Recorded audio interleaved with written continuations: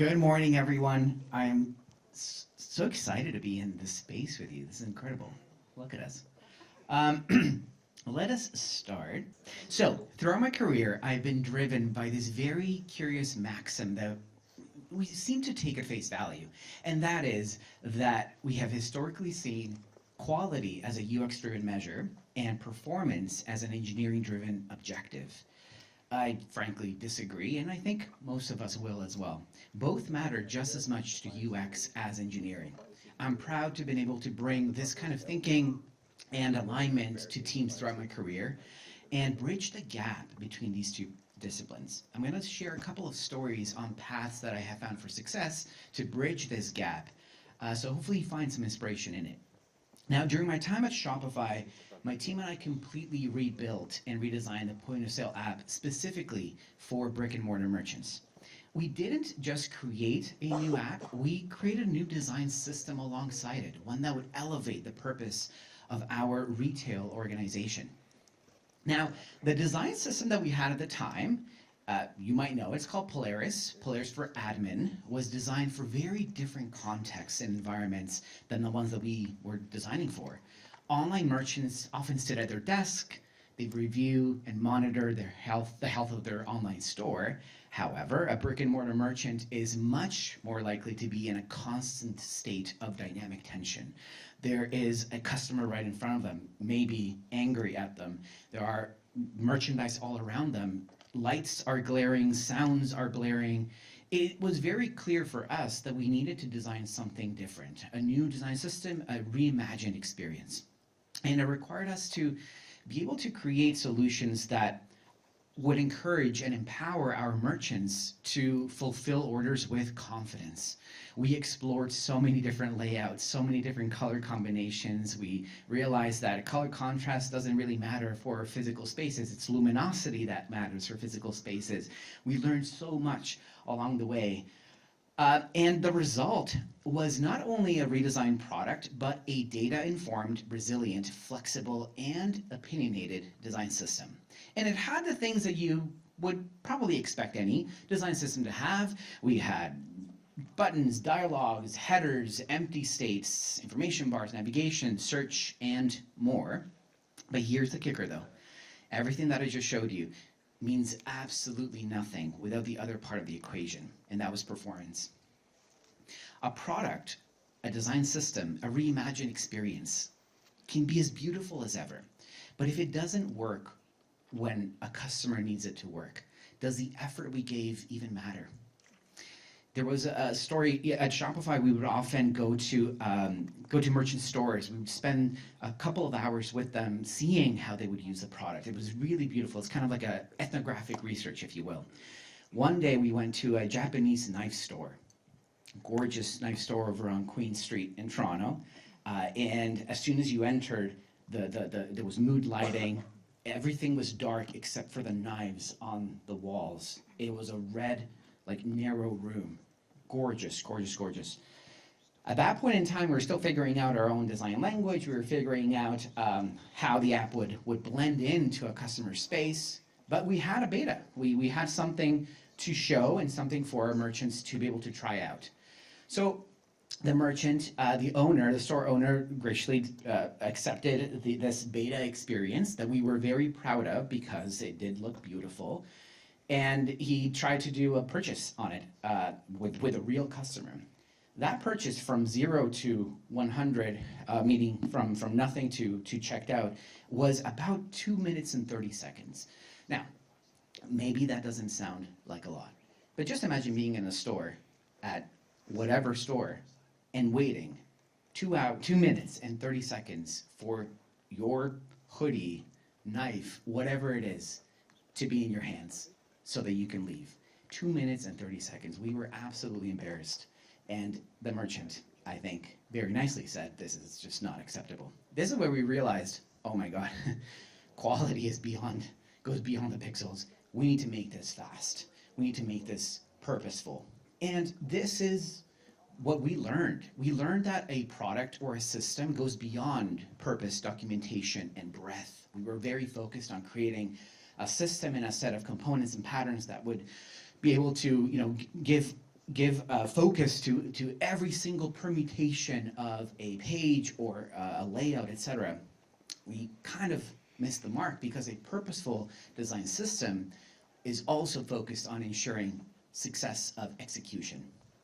Now, I'm reminded by this quote by Steve Jobs. He said in an interview, people think it's this veneer that designers are handed this box and they're told, make it look good. That's not what we think design is, he said. It's not just what it looks like and feels like. Design is how it works. Design goes beyond that system, goes beyond a visual language or even a meaty problem to solve. Design is also extends to the product and the performance of it. Now, the point of sale app, this reimagined product, proved to be a really great project for us to close this chasm between quality and performance, because now, as you know, what our merchants wanted more than a beautiful experience was a fast experience. For some context, we implemented this app in a new technology for Shopify at the time, and for the world at the time as well, called React Native. Nowadays, React Native is, my gosh, almost the backbone of the internet, but back then it was brand new, for us at least in this company. Now, because React Native was a brand new technology, it also brought along a lack of precedence for how we should assess performance. It brought a lack of knowledge from our UX team for how to be able to talk about it. And, well, there it is, lack of shared language, connecting multiple disciplines together as well. I rallied the engineering, product, and design teams around a unified hypothesis.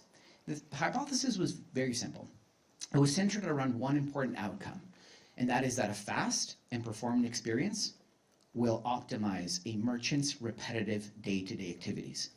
A brick-and-mortar merchant does the same thing over and over and over again. They develop muscle memory. They know exactly where the buttons are. So if we can shave milliseconds away from each of this interaction, that results in them doing what they do best.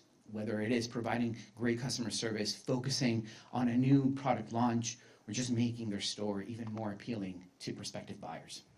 Before I could activate this hypothesis, however, I first needed to level up my own understanding of performance in order to arrive at a place where I could hold strong opinions weakly held. I studied quality heuristics, measures, how do we measure quality, and I centered in on the load lifecycle, which was a really great tool to bridge the gap between quality and performance. Now, let's level up our own understanding over the next couple of minutes about the load lifecycle. And this is what you see here on the screen. And the load lifecycle really just means the time it takes for a website or an application to load and to be usable by the user. Now, this lifecycle takes into consideration a few key events that we need to take a look at, such as, for example, time to first byte. Time to first byte is meaningful because that is when the stopwatch begins. The moment we press enter on a computer, or the moment that we open the icon, we tap on the icon on a mobile device, that's time to first byte. We are sending the signal out into the universe to say, I want to receive something.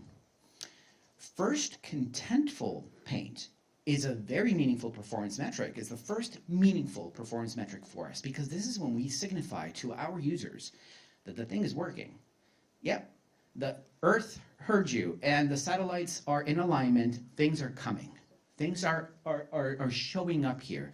Now, this is very important because although we are signaling to our users and our customers that this thing is working, you cannot do anything with this. However, what you can do, and many of us do this already, is build progressive loading states, for example. So this is what we at Shopify call the smart grid. The smart grid, we decided to load a skeleton state, then load the color profiles for each of these states, and so on, as you will see in the next few screens here. But first, contentful paint is really, really important.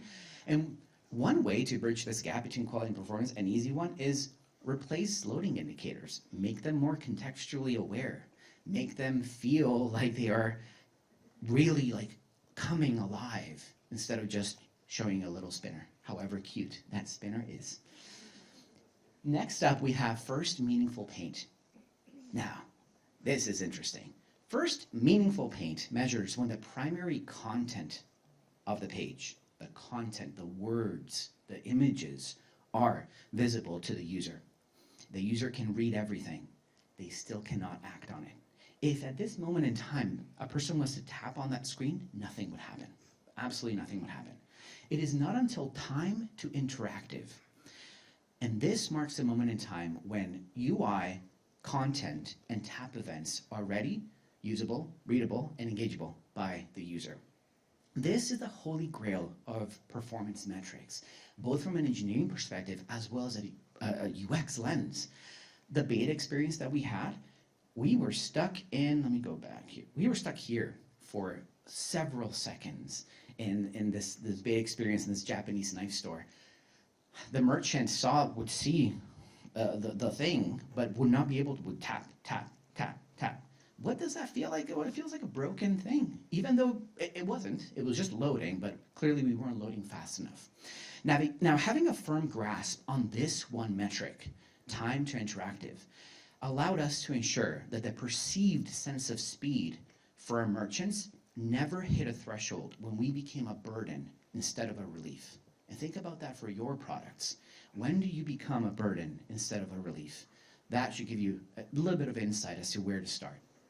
Now, you may be feeling excited maybe about measuring your experiences. I want to fucking get to time to interactive. What is my time? But it doesn't end there. It doesn't end there. This is where leadership faces both a challenge but also an opportunity. The next critical step as a leader is to operationalize insights effectively. We had insights. We knew what time to interactive was. We knew what first meaningful paint was. We had those numbers, however poor those numbers were. Shared language is at the core of establishing and influencing a team's culture, output, performance, and knowledge. So this is what we needed to do. And that's what I did. I created a set of performance principles to close this chasm between engineering and design. I assigned performance metrics to each of these principles, allowing us not just to establish a clear connection across disciplines, but also create a clear goalpost of what success meant for these. Don't make me wait measured the speed at which the app would be ready to use upon load. Smooth like butter measured frames per second, ensuring that our experience didn't go below anything that would detract from a smooth experience. Make it snappy helped track the overall responsiveness of the app. It helped us identify a page, specific pages where the page looked interactive but actually was not. Now notice that these have nice cute titles. Don't make me wait, smooth like butter, make it snappy, make it memorable is my advice to you. If you should ever create these types of metrics, whether they're performance or not, and I'll show you other principles, making them memorable allows this to become sticky, allows these words to become part of a conversation easily, either in critiques, in reviews, in conversations between multiple disciplines. It makes for a memorable experience, and it makes people remember really well what they're striving for. Now, grounded in these performance principles, I co-created these thresholds by working closely with engineers on the team. We established what would be a great experience, 100 milliseconds, versus something that was very, very slow, 7 seconds. We needed to also account for data, 3G, 4G, 5G, Wi-Fi. So we had to kind of like Fibonacci, if you will, this threshold out a little bit. But we knew what we wanted to hit. We wanted to hit between 300 and 600. 100 was incredible, but internet speed was probably against us there. These two kind of where we wanted to live in. The end result was this dashboard alongside an experience that we of course GA'd, and this product continues to be successful to this day. This dashboard showcases our efforts in measuring these performance thresholds, enabling us to monitor key screens. Every single one of these boxes is one screen that we would measure, and it would we would get a grade. A grade of 1 was perfect, was 100 milliseconds. Notice that there's no ones here because Wi-Fi speed was, of course, something that we had to contend with. But it would give us areas where like 0.9 is incredible. A 0.5, probably not so good. Customer list. We historically had a challenge with that because we had to load a lot of stuff to be able to constantly update the customer list, the customer API. We prioritize these success metrics over not over, alongside success metrics like weekly active users or number of checkouts completed. They became part of the holistic success of the app and how we measured, how we bridged this gap between imagining an experience, but also delivering a real experience that was fast, reliable, and simple. The three principles that Shopify retail was gunning for. Now, there is still maybe a tension that remains, and maybe you're feeling it. You're seeing this, you're seeing these numbers, you're seeing the thresholds and working with so many people. You might be thinking to yourself, what if I can't measure yet? I mean, my company is not as big as Shopify, might not have as many resources as Shopify. Well, what if your team does not have the means to measure in that way? Just because your team cannot measure, might not be able to measure quality just yet, does not mean that you cannot get a head start of it. At Dropbox, while we do measure our performance in similar ways to the Shopify example that I just shared, we also apply holistic quality of thinking in craft overall. It starts from the very first pixel that we draw, and it continues into the GA of a product. These quality indicators that we use at Dropbox, we call them product principles. They set a standard for what great should look like. So they give us that North Star. And not just that, but like I just mentioned, they give us the shared language to evaluate and prioritize work. So let's dig into them and see how we use them. The first principle that we utilize at Dropbox is called Give It Focus. In a world with endless options for customers and for users, attention is one of our users' most valuable resource. Attention and focus, I would say. Quality looks like experiences where we want to be adding things that make sense to the experience and become ruthless in removing anything that simply does not add value. We want to solve fewer problems better so that people can get things done faster. This is a good example of where we missed the mark. So let me just walk you through what is happening here. This is one screen. It's not like two, because it kind of seems like there's two screens in one. No, this is like the one screen that a Windows user in this case is looking at. As we aim to transition a customer from a free or trial plan to a paid plan, we often become kind of tunnel focused about telling you, look at this. Did you know you can do this? Did you know you can do that? Like, convert to a paid account, please. So those 14 days are critical for us, like, of course, and any other SaaS and consumer product as well. But take a look here. I mean, there is a lot happening. We have the banner here over the left-hand side letting you know your steps in discovering the product. We have some good stuff. This is what we call the upload drawer that is giving you confirmation, visual feedback that things are working. You're getting your content in at Dropbox, one of the top 3 things, key features at Dropbox.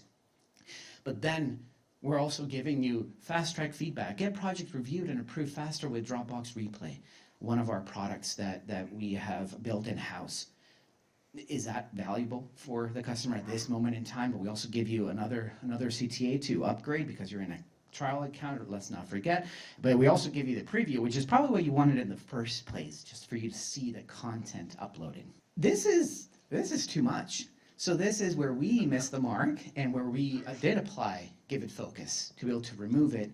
And none of these things are not valuable, but they're not valuable all at the same time. Something to think about. Next up is make it all just work.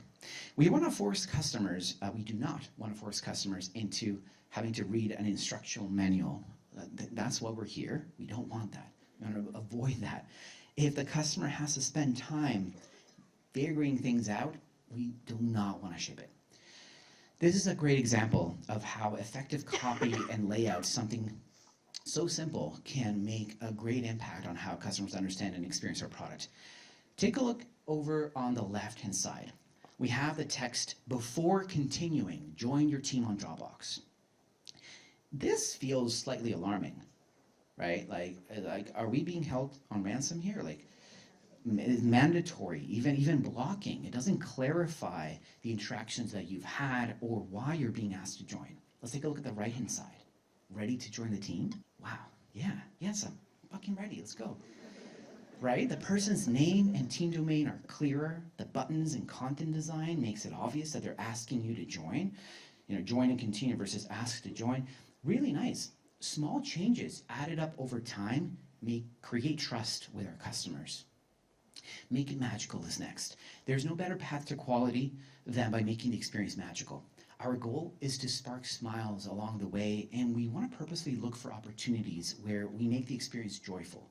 Now, make it magical is not just about visual flourish. I will show you visual flourish, but it's not just about that. It's also about maybe we find a way to automate the next time you do something so that it feels like a magical experience. When we combine utility with fun, we make the experience magical. A few months ago, my team shipped an update to what we call the action bar, so this bar that you see here, that not only enhances the user experience, but also drives engagement on Dropbox. These hover states, as you can see here, drove stat-sig improvement on feature awareness and feature adoption of these key features, like recording a screen, editing PDF, signing yourself, creating a folder, and uploading a file. And it's wild, right? How something so small can yield business forward results. It's the accumulation, though, of these touches over time that can shape the overall brand and product experience. Lastly, push it to premium. We want to prioritize quality in everything we do, but we don't want to make a castle really when a tent will do just fine. We continue to build with conviction. We want to stay crappy, fight for adoption, and keep iterating. We want to push to premium so that we want to ship things faster so that our customers can tell us how to make the experience premium and excellent. Now, regardless of whether you approach quality through quantitative or qualitative standards, I've shown you both today, a team needs an actionable framework to apply these principles, apply performance standards, apply other measures of quality effectively. A successful way that you can close this chasm is to tie the quality to the problem. True quality begins with the problem. At Dropbox, I noticed that during critiques, we tend to focus very much so on the pixels, on the craft, which, of course, we're having a craft movement in the industry. While it is essential to continuously enhance our visual language skills, true craft also begins all the way from problem framing. And I wasn't seeing enough consistency in this area. Designers face additional challenges. They are often being handed solutions instead of problems. I noticed that sometimes problems lacked a clear customer focus. Other times they lacked alignment with business objectives. And most of the time there was no benchmark for performance. So with this knowledge, we tied our craft and our principles back to our customers. We did it through this one artifact. I created a template and I called it Problem Framing Card. And this card was used to make these principles actionable, became kind of an information sheet of sorts that helps designers focus on key elements when seeking feedback, presenting to leadership, and defining success. This helps transition teams from free flow to structured and measured. It creates the bridge between disciplines, functions, and our team. This one card is now required for every project across Dropbox. These cards are reviewed in critiques and design leadership reviews and quarterly retros. They are helpful artifacts when interacting with product and engineering. They include essential components, if you might see this already, like a product quality scorecard, a customer satisfaction scorecard. It helps us assign and assess a from to. We went from 600 milliseconds, we want to go to 300 milliseconds. We went from 7 of 8 customers saying that this experience sucks to 1 out of 8 customers saying this experience could be better. I highly, highly recommend creating something similar for your teams to bridge this gap. In addition to bridging the gap, it also allowed us to close this chasm between our own UX team. This artifact improved CSAT scores across the UX team in areas such as strategy, initiative, and productivity, making designers feel like they were having closer alignment with engineering, they were being more productive, and they were leading more forward-facing initiatives. Now, to close out, I'd like to share some North Stars to keep in mind. The path forward to close this chasm between quality and performance is through transparency, not through complexity. This is a very easy rabbit hole to fall into. We feel like we need process guidance, documentation, more documentation, when all we need might be a couple of guiding principles. 2, 3 things that are memorable, that are sticky, that are kind of funny, and that could be it. That could be the place that you start. And for those principles and the artifacts that you do create, they need to be opinionated enough to guide the conversation, but flexible enough to allow meaning to emerge organically. Quality at the end of the day will look different in the product that I'm leading than in the product that each of you are. So define your meaning of quality out of the behaviors that you are designing for. Let that be your guiding metric as you define quality. Do you need a fast experience above anything else, like with my story at Shopify? Or do you need to breathe breath of quality and a holistic understanding of craft, like what we've done at Dropbox? Both paths work, yet are unique to the product and its life cycle. The last North Star that I'm going to leave you with to close this chasm is the art of observation. In order for you to craft quality into the product, you have to observe first.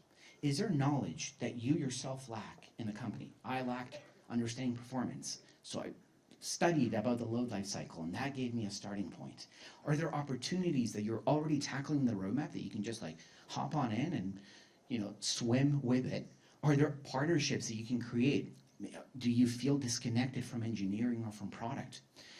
Is there a lack of shared meaning affecting your org or affecting your team? Perhaps this is the way that you can start to close this chasm. Let's utilize our superpowers as leaders to observe our way into creating new pathways to close this chasm for our teams to approach quality holistically. Thank you so much, everyone, for your time.